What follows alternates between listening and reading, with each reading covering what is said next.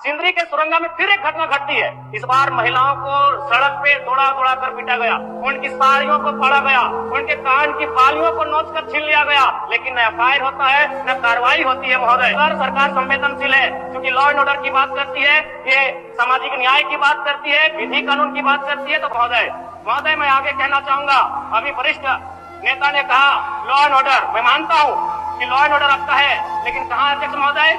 गांवों में, खेतों में, खलिहानों में, बालू और कोयला के खदानों में, माफियाओं की जेब में आपका लॉ एंड ऑर्डर है। महोदय, मैं पढ़ के बताना चाहूंगा, ओबी डंपिंग को लेकर भिड़ंत, फायरिंग, बमबाजी, रेती जमीन पर ओबी डंप किए जाने को लेकर पहले भी हो चुका है संघर्ष, चले थे गोली बम, मामला जीनागोड़ा का, देव प्रभा आउटसोर्सिंग के समर्थकों व ग्रामीणों में झड़प, पत्थरबाजी व फायरिंग, तीसरा थानेदार का हाथ टूटा, अचानक बमबाजी व फायरिंग से मची भगदड़, पुलिस की मौजूदगी में एक दूसरे पर पत्थर बरसाते लोग। मैंने कहा लॉ एंड ऑर्डर है अध्यक्ष महोदय, कहाँ? गांवों में, खेतों में, खलिहानों में, कोयला के खदानों में, माफियाओं की जेब में। अध्यक्ष महोदय, मामले को गंभीरता पूर्वक संज्ञान में लीजिए। अध्यक्ष महोदय, आज मैं महामहिम राज्यपाल महोदय के द्वारा प्रस्तुत अभिभाषण पे हो रहे वाद विवाद पर अपनी प्रतिक्रिया देने के लिए आया हूँ। महोदय, एक छोटी सी कहानी मैं बताना चाहूंगा।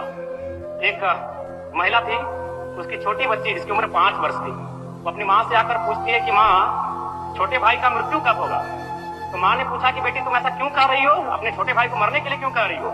तो छोटी सी गुड़िया ने कहा कि माँ, बड़े भाई की जब मृत्यु हुई थी तो बहुत सारे लोग हमें खाना देने के लिए आए थे, हमारे घर में भोजन नहीं था, हमें कपड़े नहीं था, तो बहुत सारे लोग हमसे मिलने आए थे और हमें खाना देकर गए थे, और मैं चाहती हूँ कि छोटा भाई अगर मर जाएगा तो शायद बहुत सारे लोग आएंगे, हमें भोजन देंगे, हमें खाना देंगे, हमें कपड़े देंगे, क्योंकि हम 4-5 दिनों से भूखे हैं।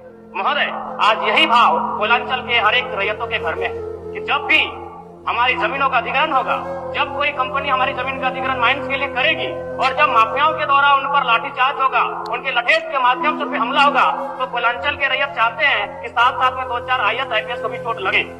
क्यों लगे?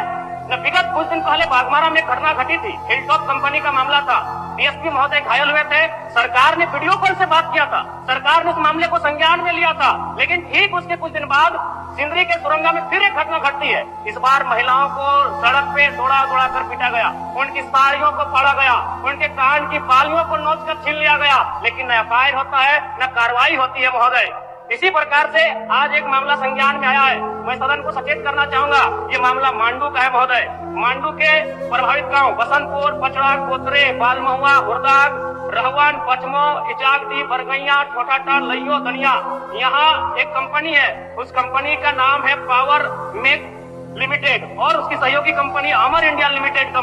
इनके माध्यम से खनन का कार्य होना है। अध्यक्ष महोदय, विगत 2-3 दिनों से लगभग 500 की संख्या में महिलाएं धरने पर बैठी हैं। ये मामला मैं सरकार को आपके माध्यम से संज्ञान में देना चाहता हूँ। अगर सरकार संवेदनशील है, क्योंकि लॉ एंड ऑर्डर की बात करती है, ये सामाजिक न्याय की बात करती है, विधि कानून की बात करती है, तो भारतीय संविधान आर्टिकल 14 कानून के समय सबको बराबरी की बात करता है।